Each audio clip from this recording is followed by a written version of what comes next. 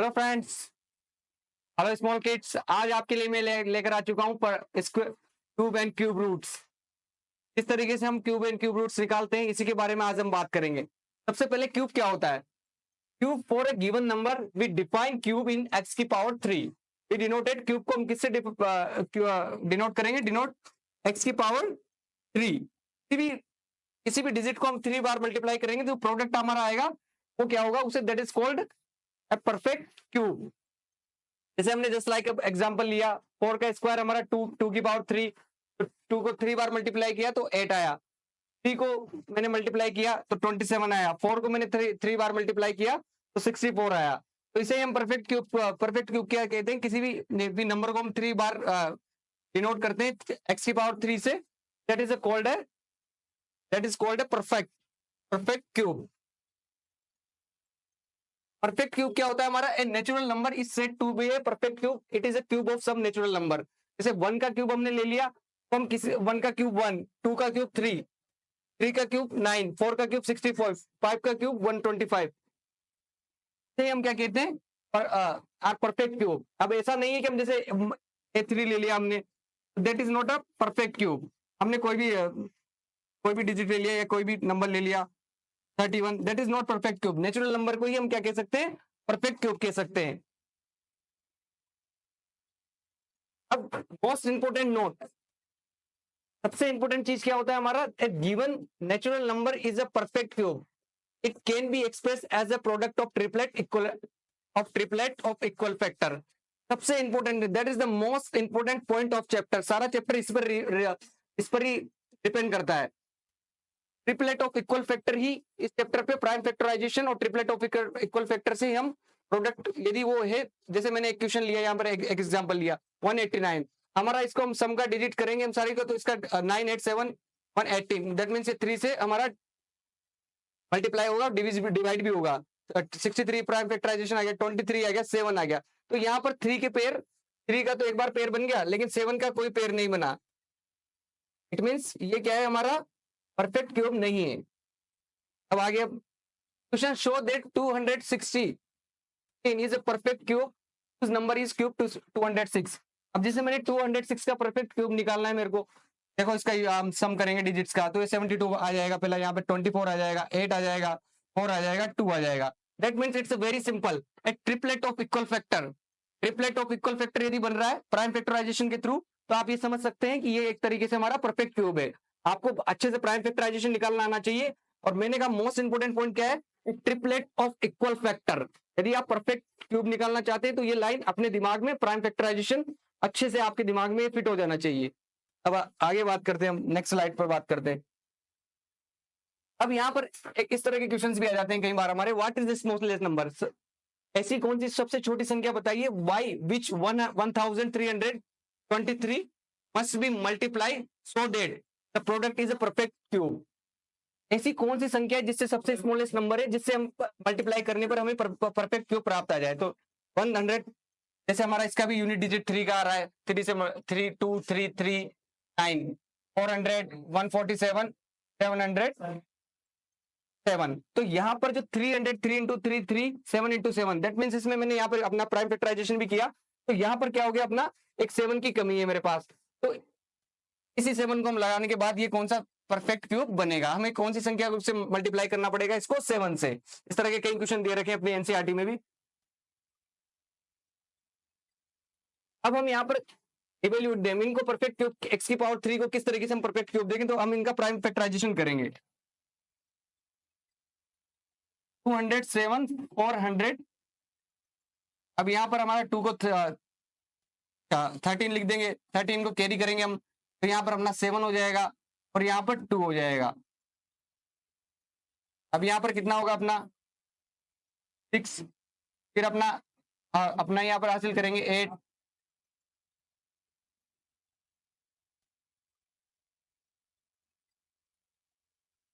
Six हो गया हमारा यहाँ पर,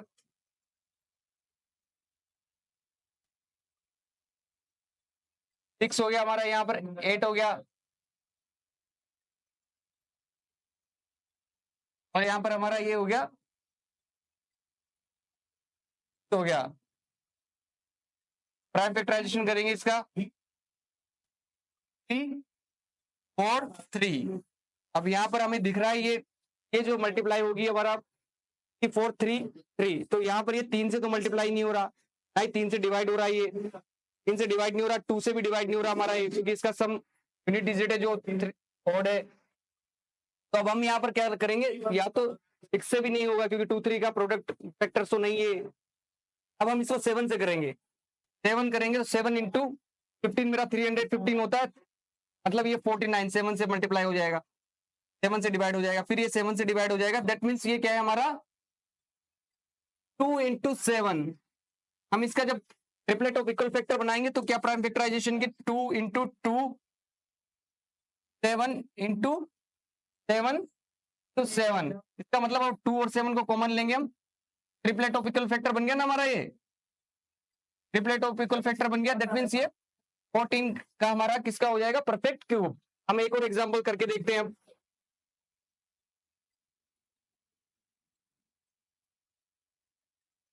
10,600 10,648 हमारा था।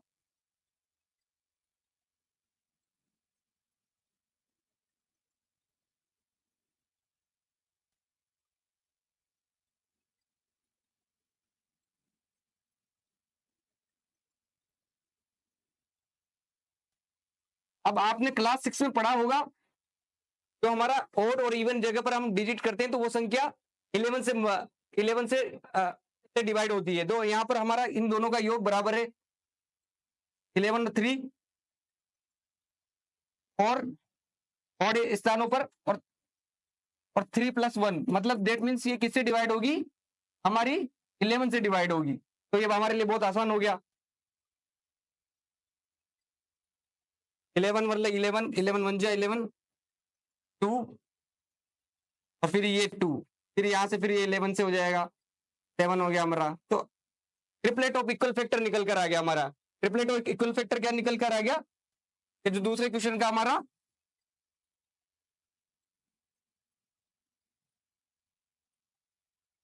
Second 2 into 2 7 to 11। अब यहाँ पे ट्रिपलेट ऑफ इक्वल फैक्टर निकल कर आ गया अपना। ट्रिपलेट ऑफ इक्वल फैक्टर मतलब ये किसका हो गया अपना 22 का परफेक्ट क्यूब हो गया। तो यहाँ पर इस तरीके से क्यूब स्क्वायर हम x⁻³ से निकाल सकते हैं, किसी का भी प्राइम फैक्टराइजेशन के थ्रू हम इजीली फाइंड आउट कर सकते हैं ये किसका परफेक्ट क्यूब है। अब मैं आपको कुछ प्रॉपर्टीज बता देता हूं।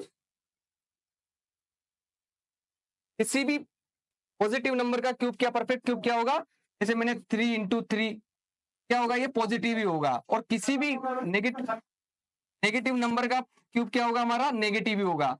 और हमेशा एक बात ये भी ध्यान रखने की है कि ओड नंबर का क्यूब क्या होगा, ओड ही होगा, और इवन नंबर का क्यूब क्या होगा, इवन ही होगा। जैसे मैंने 22 का लिया, तो 22 मल्टीप्लाई मैंने कितना करा, 22 मल्टीप्लाई कितना करा मैंने 22, 484। और फिर मैंने इसको 20 से मल्टीप्लाई किया, तो इसका जो नंबर आएगा मेरा ओड नंबर का क्यूब मुझे क्या होगा, ओड ही प्राप्त होगा, और इवन नंबर का क्यूब क्या होगा, इवन ही प्राप्त होगा। तो यहाँ पर जो 22 का क्यूब क्या था, अपन ने थोड़ी देर पहले फाइंड आउट किया था, ये था 10,648। तो आप इस बात को आसानी से समझ चुके होंगे कि ओड नंबर का क्यूब क्या होगा, ओड ही होगा, और इवन नंबर का क्यूब क्या होगा, इवन ही होगा, मतलब उसका लास्ट डिजिट यही आएगा। अब हम बात करते हैं, हम परफेक्ट क्यूब की बात कर चुके हैं। अब एक और इंपॉर्टेंट बात बता देते हैं, एस्टीमेट। अगला जो हमारा टॉपिक है cube root through estimation. Estimation का मतलब क्या होता है, अनुमान विधि से हम कैसे फाइंड आउट कर सकते हैं। इसमें हमें कुछ नहीं, बस इतनी सी बेसिक बातें याद होना चाहिए। 1 का क्यूब क्या है हमारा, ये देख लीजिए, हम लिख लेते हैं। 1 का क्यूब क्या होता है, 1 ही होता है। 2 का क्यूब क्या होता है, 8 होता है। 3 का क्यूब क्या होता है, 9 होता है। 4 का क्यूब क्या होता है, 4 होता है।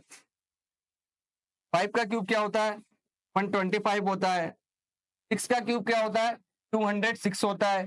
7 का क्यूब क्या होता है, 348 होता है। 8 का क्यूब क्या होता है, 512 होता है। 9 का क्यूब क्या होता है, 729 होता है। 10 का क्यूब क्या होता है 1000 होता है। तो सर मतलब यूनिट डिजिट के थ्रू हम जान सकते हैं कि कौन सा बिल्कुल हम यदि 11 का भी क्यूब होगा तो हम क्या करेंगे इसमें, यही हमारा लास्ट डिजिट होगा। 2 का भी 2 का क्यूब 22 का भी क्यूब होगा तो लास्ट में 8 डिजिट आएगा। हमने करके देखा ना अभी 10,644 किसका स्क्वायर था अपना 22 का था, सॉरी क्यूब। तो अब यूनिट डिजिट के थ्रू हम एस्टिमेशन के थ्रू कैसे परफेक्ट क्यूब निकाल सकते हैं, इसके बारे में आज हम बात करेंगे। अब ये देखो हमें ये 10 तक तो क्यूब एटलीस्ट याद होना ही चाहिए। अब जैसे मैंने यहाँ पर क्या करेंगे, सबसे पहले we look at 3 last unit digit. हम सबसे पहले 3 लास्ट यूनिट डिजिट को पेयर बना लेंगे। अब सिंपल सी बात है, देख लीजिए आप 5 किस में आ रहा है, लीजिए 5 लास्ट में।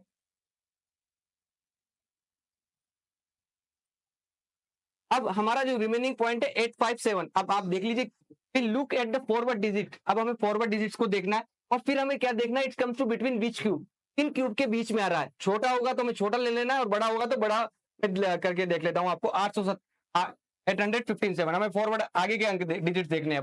अब 857 किस में आ रहा है हमारा 9 और 10 में।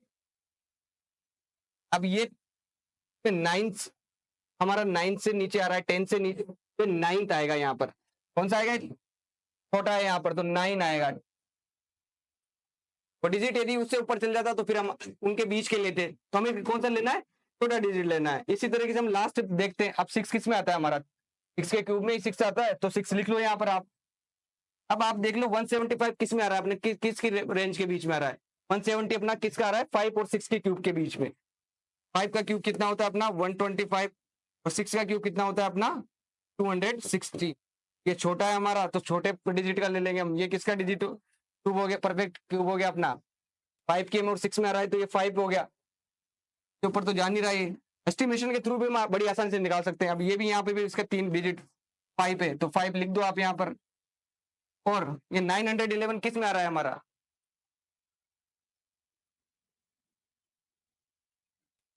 नाइन सॉरी 9 3 का पेयर बनाना है हमें लास्ट में। 991 किस में आ रहा है हमारा, ये 91 आ रहा है हमारा 4 और 5 में। इसका मतलब ये किसका होगा अपना 4 और 5। तो ये 4 छोटा है अपना तो छोटी संख्या ले लेंगे अपन।